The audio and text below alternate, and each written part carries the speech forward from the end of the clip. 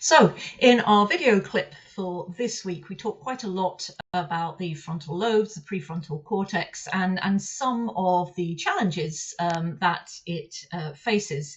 So I thought it might be useful for you if I was to share with you 5 things that your prefrontal cortex would really love for you to know, especially when it comes to taking good care of it and best respecting and utilizing the amazing resource that it is. So, number 1, it needs good quality sleep. Yes, I know nobody wants to hear this, and we are talking approximately 7 to 9 hours a night, depending on who you are and how much sleep you actually need. But what we're definitely not talking about is 3 or 4 hours.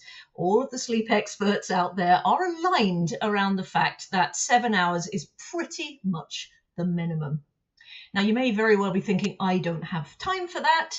I'd encourage you to think maybe you don't have time not to, because not only is the prefrontal cortex and the whole brain taking a very well-deserved rest, actually there are toxins being washed off the surface of the brain while we sleep. We're downloading experiences. Deep parts of the brain are helping us make sense of what's happening around us. We are ensuring that we've got good access to things that we have learned. It's going to enhance our recall and our overall wisdom as we go back into the new day. And more than that, it's the thing that is going to allow the prefrontal cortex to start the new day with as much energy as it can possibly lay its hands on. And given that we now know it might run out of energy with the best will in the world, we surely need to prioritize starting in the best possible place. So sleep, good quality sleep. What it needs next is nutrition. Now, obviously, once the brain has digested our food, what it's actually running on is glucose. But the best way of ensuring that the frontal lobes have got nice access to the glucose levels that they're going to need throughout the day is actually to make sure that we're eating good quality foods that are releasing energy nice and steadily, rather than giving us those delightful, while we're eating it, but unpleasant sugar spikes and then the massive drop-off in energy that comes afterwards. In an ideal world, what we're looking for are slow burn carbs and foods that are going to provide us with sustenance for our brains as well as our bodies all day long. If you're not sure how this could possibly be relevant, there are plenty of studies out there that say that people who are tired or people who are hungry make less good decisions, far more poor decisions, than those who've got the energy that they need, both from a nutrition perspective and also from having had a good period of rest.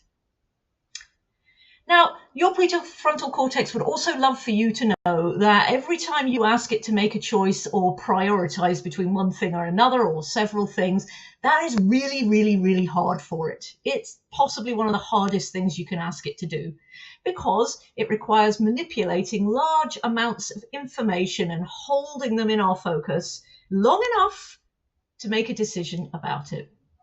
So your prefrontal cortex would love for you to know that's really, really hard work, and therefore that in an ideal world it would prefer not to have to keep doing it, and it would also prefer it if you were to notice when it seems to be at its best and maybe do the really difficult stuff then wherever possible, so that you're using the best brain energy you've got alongside the most difficult task that you have to do in a day.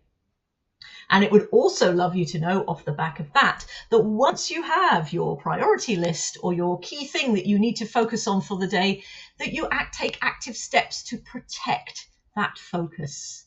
Because your prefrontal cortex would love for you to know it's very easily distracted for a variety of different reasons, some of them external, some of them internal, and that it can take up to 25 minutes for it to return to where it was, especially if it was doing a piece of deep thinking work. So protecting focus helps you get the best out of the frontal energy, if you like, the prefrontal cortex's energy, for as long as you possibly can. And it would really love for you to know that. But above all, and perhaps in the round, sitting slightly further out, is it would love for you to begin to notice, pay attention to, and respect its own personal rhythm and energy flow. and that you would perhaps recognize that it's not like a piece of equipment you can just use and use and use and use and use without it being tired at any point or needing to take a break. That actually it will need to take a break, and actually sometimes the right thing to do is to take a break. It's maybe getting in its own way, and that actually there will be some times of the day when it is capable of far higher quality, far quicker work than others.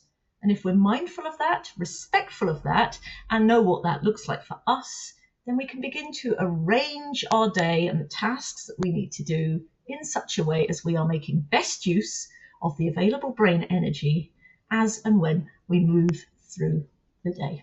So, 5 things that your prefrontal cortex would love for you to know. You do now.